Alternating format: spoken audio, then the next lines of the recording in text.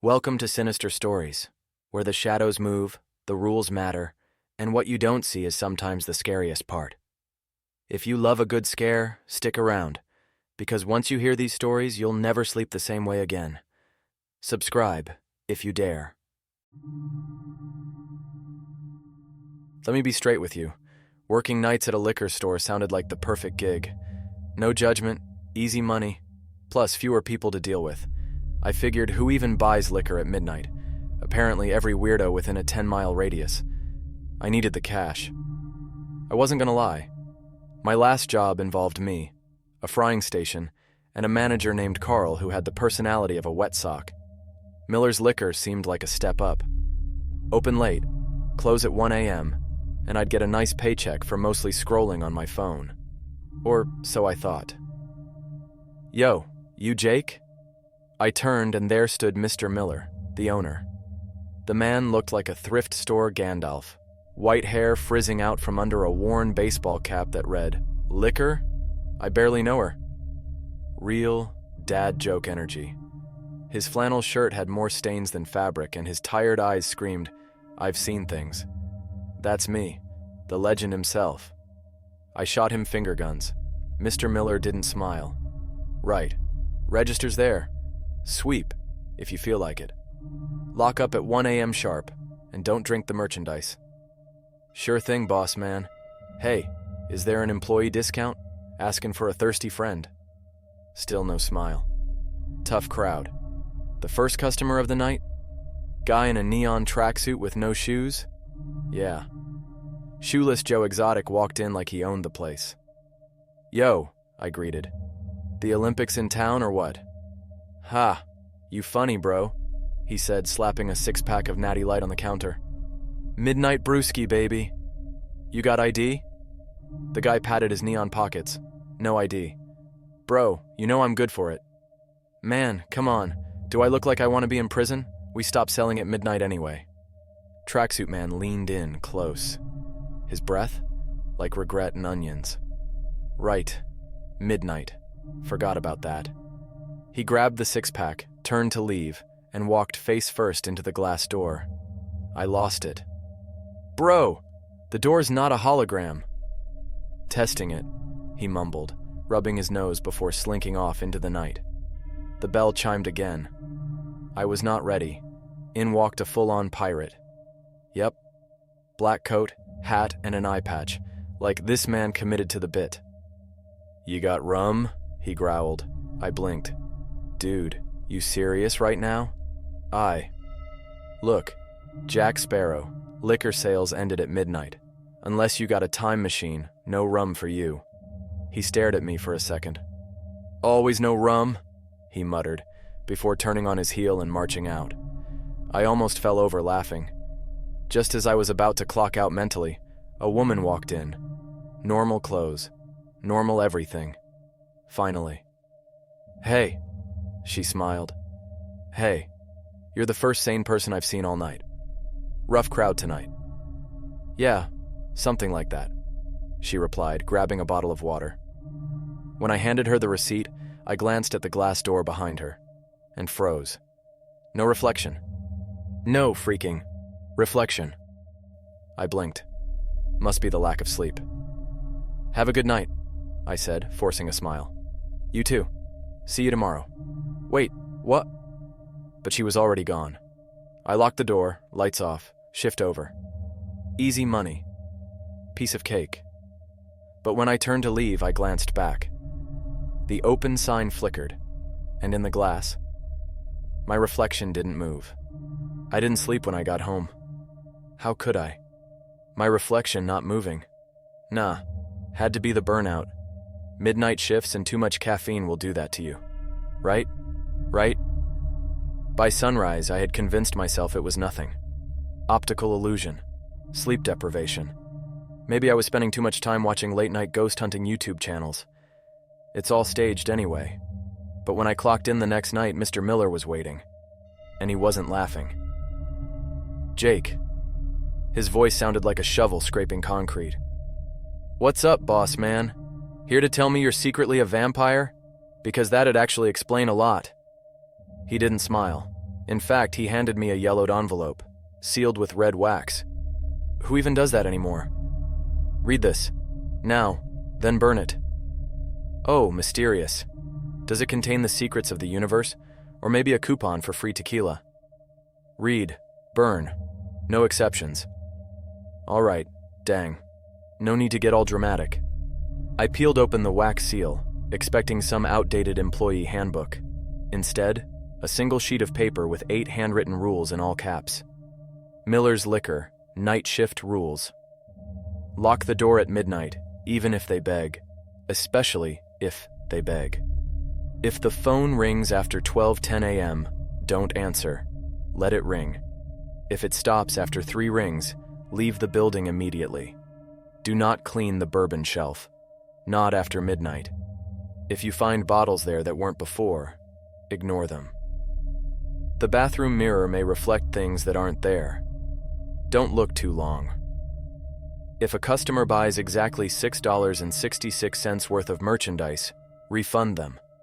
If they refuse the refund, ask them to leave. If they refuse to leave, you leave. The man in the suit may visit. He doesn't blink. Don't blink either. If you blink first, he'll follow you home.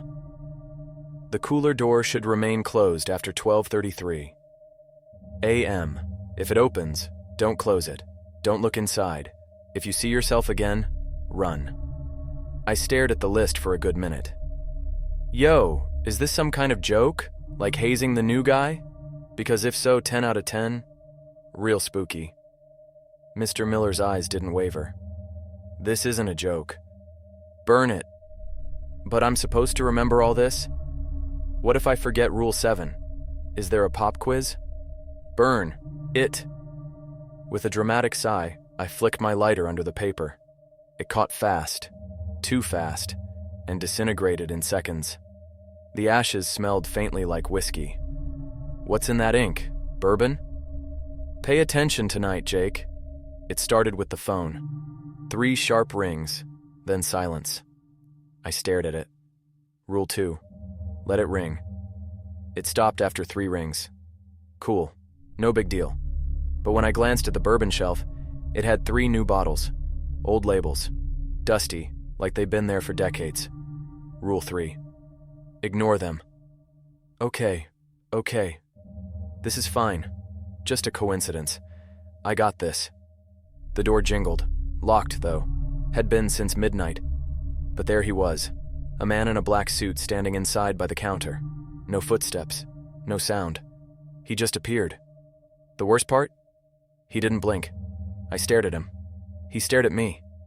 Don't blink. My eyes burned. I had to blink. And when I did, he was gone. But the door? The cooler door in the back? Wide open. 1 a.m. Closing. I grabbed my bag, ready to get the hell out. Easy money? Yeah, right. I wasn't getting paid enough for this. But as I turned the corner, I froze. Standing at the cooler door was me. Same clothes, same face. But his smile? Way too wide. I wasn't ready. No amount of YouTube conspiracy videos or late-night Taco Bell runs could have prepared me.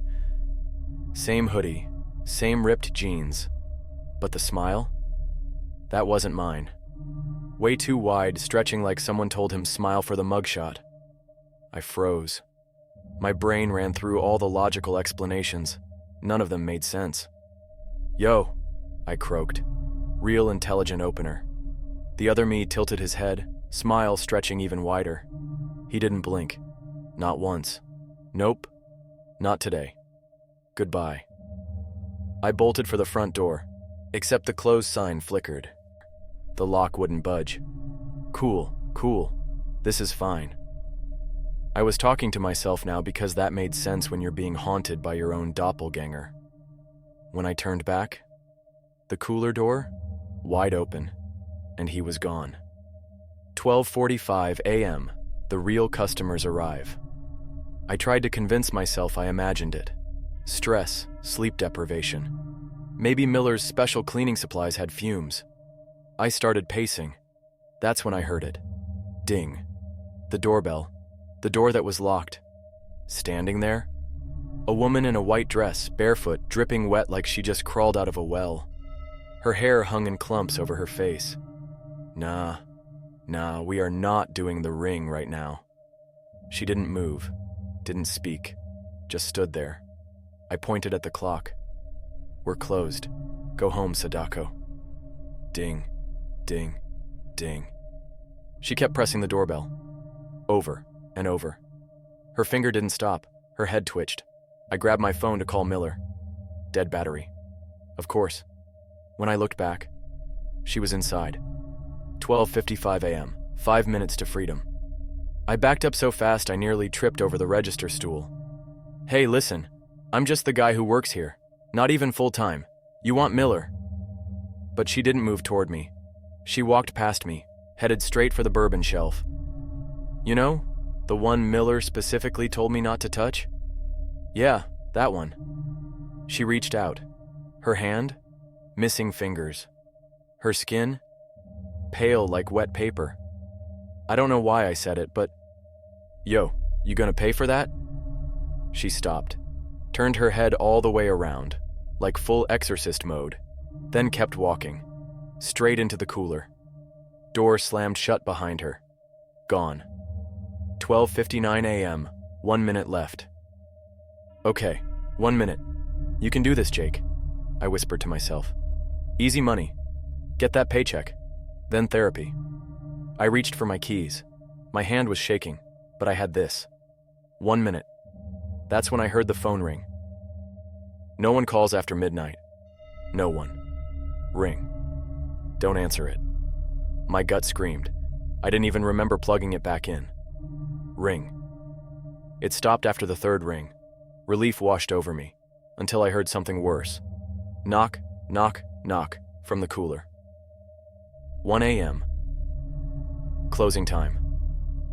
I turned the lock on the door, refusing to look back at the cooler. Done. Over. I survived. As I stepped outside into the cold night air, I took a deep breath. Easy money, I whispered. But when I glanced at the glass door, my stomach dropped. The closed sign flickered again. From closed to come closer. And in the reflection, it was still me. But I wasn't alone. I should have quit. Should have walked away and never looked back. But no, not Jake. Not the guy who thought, what's the worst that could happen? Turns out a lot.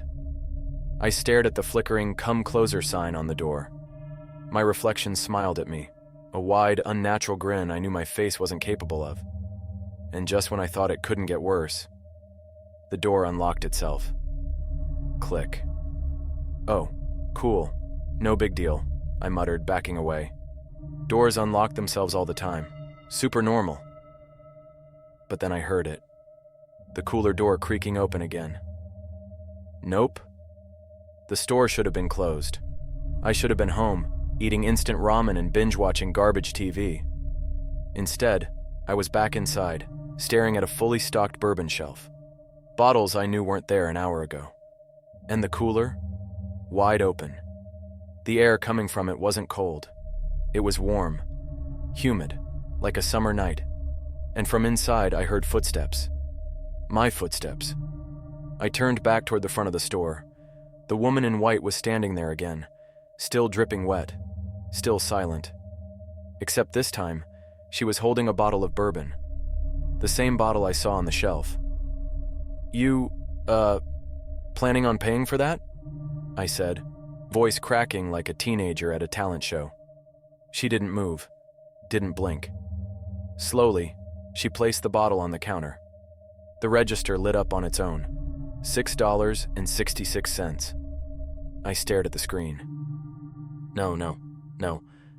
My phone buzzed in my pocket. Unknown number. I pulled it out. The message read, "Do not complete the sale." My fingers hovered over the register keys. Do I refund her? Do I run? I looked up. The woman in white was gone, but the bottle was still there. Okay, Jake. Think I paced behind the counter. Don't sell. Don't touch the bourbon. Easy enough. Except the bottle was leaking. Dark red liquid dripped from the edges. Not bourbon.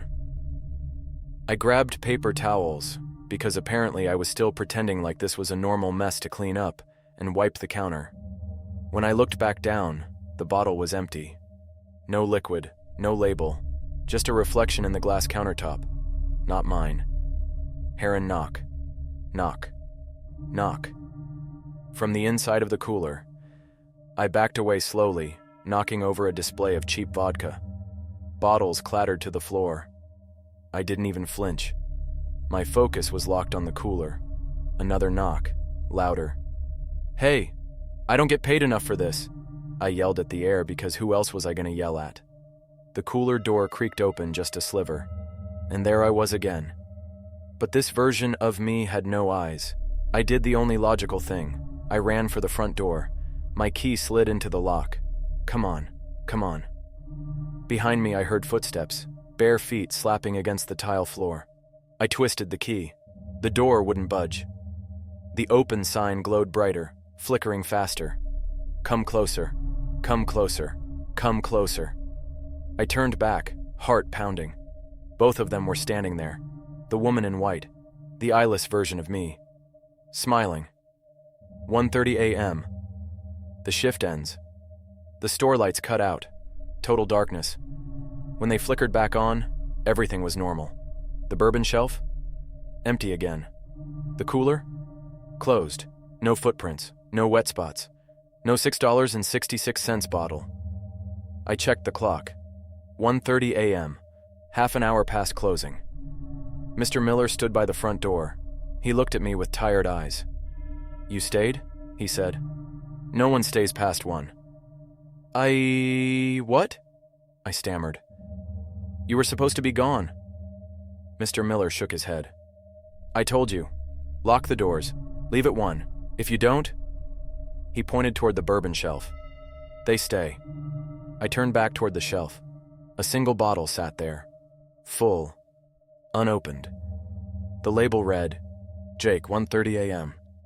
There it was, sitting like it owned the place. A single bottle of bourbon. Label clear as day. JAKE-1:30 a.m. I stared at it. My mouth went dry. My brain, refusing to process what I was seeing. "Hey, Miller," I barked without turning. "Funny joke, man, real hilarious. You got me." No answer. I turned around. Mr. Miller was gone. I scanned the store, empty, quiet, too quiet. The hum of the neon open sign, gone. The gentle buzz of the fridge, dead silent. Only me, and the bottle. I stepped closer. Against every survival instinct screaming, "Run!" I stepped closer. $6.66 flashed on the register screen again. No. Nope. Absolutely not. I reached for my phone. Dead. Of course. Classic horror movie stuff. When I looked back up, the bottle was now half empty. Knock, knock, knock. From the cooler. Not again. No, we're not doing this. The knocking grew louder. Bang, bang, bang. And then, silence. Slowly the cooler door creaked open. I stepped forward. A low hum filled the store, vibrating the glass shelves. The bourbon bottle now completely empty. The register beeped repeatedly. "Thank you, Jake. Thank you, Jake. Thank you, Jake." I peeked into the cooler. It wasn't the cooler anymore. It was a hallway. Dim lights, endless shelves, bottles lined up, each with a label. I squinted at the first one.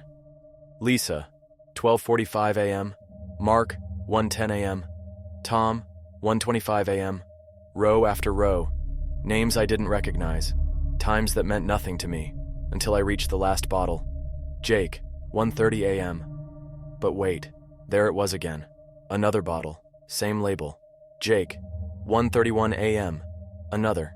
Jake, 1:32 a.m. They kept going. Jake, 1:33 a.m. Jake, 1:34 a.m. Jake, 1:35 a.m. All me. All different times. I turned around, ready to run, ready to sprint, back into the store. But there was no door. No cooler. Just rows of bottles stretching into the dark. Footsteps echoed behind me, bare feet slapping against tile.